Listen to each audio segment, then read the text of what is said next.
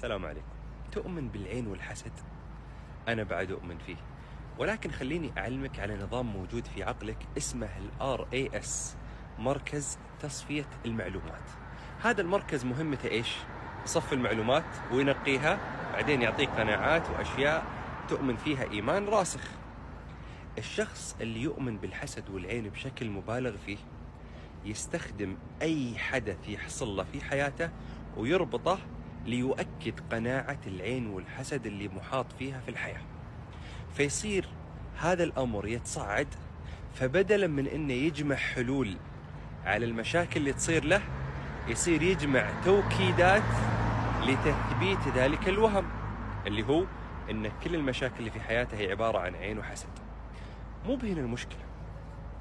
المشكلة الأكبر للأسف تصعيد هذا الأمر بكثرة يقلل عمليات الإدراك الموجودة في العقل. يعني إيش؟ يعني يصير ردة فعل الشخص تجاه المواقف أثقل أو أصعب، فتصير قيادته للسيارة وردة فعله تعطل جزء من الانتباه عنده، لأن إيش؟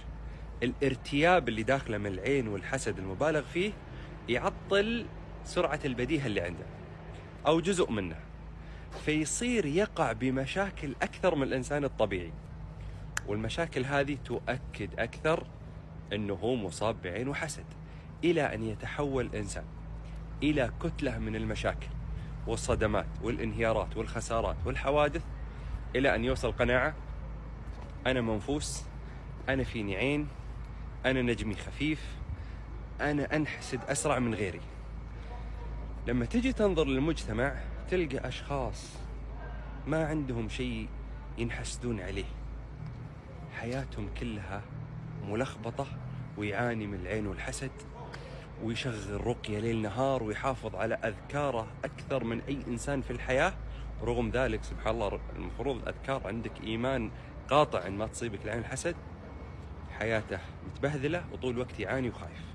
تلقى شخص عادي موكل أمره بالله أو في الله، ولا يخاف من العين والحسد، ومؤمن بوجودها بس ما يفكر فيها ولا يشغل باله، ولا يصير له مشاكل، وعادي ومن نجاح النجاح، سيارته فخمة، بيته فخم، صحته زينة، ولا يصير له أشياء كبيرة. ولا لما يصير له حادث أو خسارة أو شيء يربطه هنا: أنا ما كنت مركز، خسارة، أنا ما درست المشروع تمام.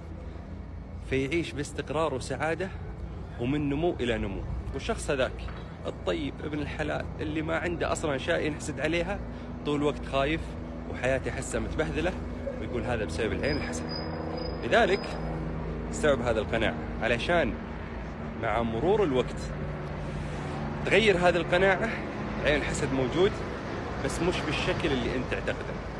يعني يمكن يكون موجود بنسبة 10% أو 5% من الموجود في بالك، بس معظم الأحداث اللي تصير في حياتك هي مش عين وحسد. قلة بصيرة، قرارات خاطئة، عدم تركيز، وأحداث طبيعية تحصل لكل إنسان في الحياة. بس الفرق أنت ربطتها في العين الحسد، وهذاك ربطها في أمور ثانية، بدأ يبحث عن حلول إن كيف ما تتكرر هذه الأخطاء. أنت فقط تعزز هذا الشعور.